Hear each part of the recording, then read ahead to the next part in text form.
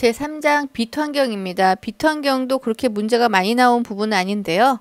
자, 한번 보도록 하겠습니다. 자, 빛에서는 우리가 필요한 그 자외선이라든가 아니면 적외선 같은 경우 2010년하고 2008년도 출제가 됐었는데요. 자, 이렇게 보면 엑스레이 선이라든가 하는 자외선 380보다 짧은 파장 갖고 있는 곳은 살균 작용이나 뭐 이런 것들에 의해서 우리가 많이 쓰고 있죠. 그 다음에 적외선 쪽 같은 경우는 긴 파장인데요. 열선이나 전파 등을 우리가 사용한다라고 여러분들이 보시면 되겠고요. 조도 같은 경우 단위 시험에 나왔으니까 여러분들이 확인해 보시면서 책 보시면 되겠습니다.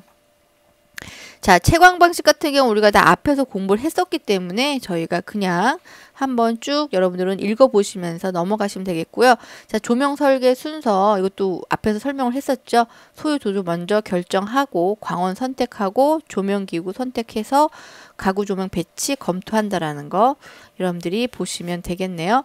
자, 그래서 우리가 문제 한번 풀어보도록 하겠습니다. 1번 같은 경우 태양 복사 광선 중 사진, 화학 반응, 생물에 대한 생육작용, 살균 작용 등을 하는 것은 무엇이냐 그랬죠. 자, 답은 자외선입니다. 자외선. 여러분들이 확인해 주시면 되겠고요. 자, 다음 음환경. 음환경도 문제가 뭐 안 나오는 경우도 있었고 한 문제 정도 나온 경우가 있었는데요.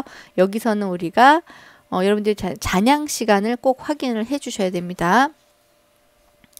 자, 그래서 뭐 음의 3요소도 있고 크기도 있고 많이 있는데 여러분들이 책 보시면서 단위 같은 경우 시험에 나왔으니까 음의 세기는 뭐 데시벨이다 라는 정도 여러분들이 알아주시면 되겠고요.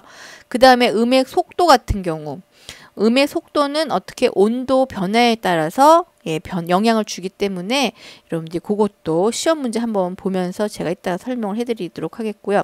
자, 음의 크기는 폰을 쓴다. 여러분들이 그거 보시면 되겠네요. 자, 그러면 이제 우리가 실내 음향 계획해서 여러분들이 이제 인테리어를 하실 때 실내에 어떻게 음을 더 부드럽게 퍼져야 되는 경우도 있고 아니면 강의실처럼 음이 또박또박 들려야 할 경우도 있겠죠. 자, 그래서 그런 것들 우리가 분포되게 실내 음향에 대해서 여러분들이 공부를 하셔야 되는데요. 제일 중요한 게 잔향 시간입니다. 잔향 시간 같은 경우는 자, 어떻게 실내 음의 발생을 중지시킨 후 60dB까지 감소하는 데 걸리는 시간을 말합니다. 2009년도에 이 정의가 나왔으니까 여러분들이 확인해 주시면 되겠고 자, 그 다음에 그 책에 있는 2번 같은 경우 잔향 시간은 실의 용족이 크면 클수록 길다. 용족과 비례한다는 건 2010년도 8년도에 출제가 됐었습니다. 자, 그리고 잔향 시간은 형태하고는 무관하다라는 것도 여러분들이 확인을 해 주셔야 되고요. 그 다음에 강연이나 연극, 회의실 등에서는 어떻게 소리가 명료하게 들려야겠죠. 그래서 잔향 시간이 짧은 게 좋습니다. 그리고 오케스트라나 뮤지컬 같은 음악에서는 어떻게 잔향 시간이 조금 길게 여운이 남아야겠죠. 자, 그런 것들 여러분 책 보시면서 문제 한번 풀도록 하겠습니다. 자, 그래서 문제 3번 같은 경우 음속, 소리를 빠르게 하는데 가장 영향을 주는 것은 2회 정도 출제가 됐었죠. 온도의 변화입니다. 그거 확인해 주시면 되겠고요.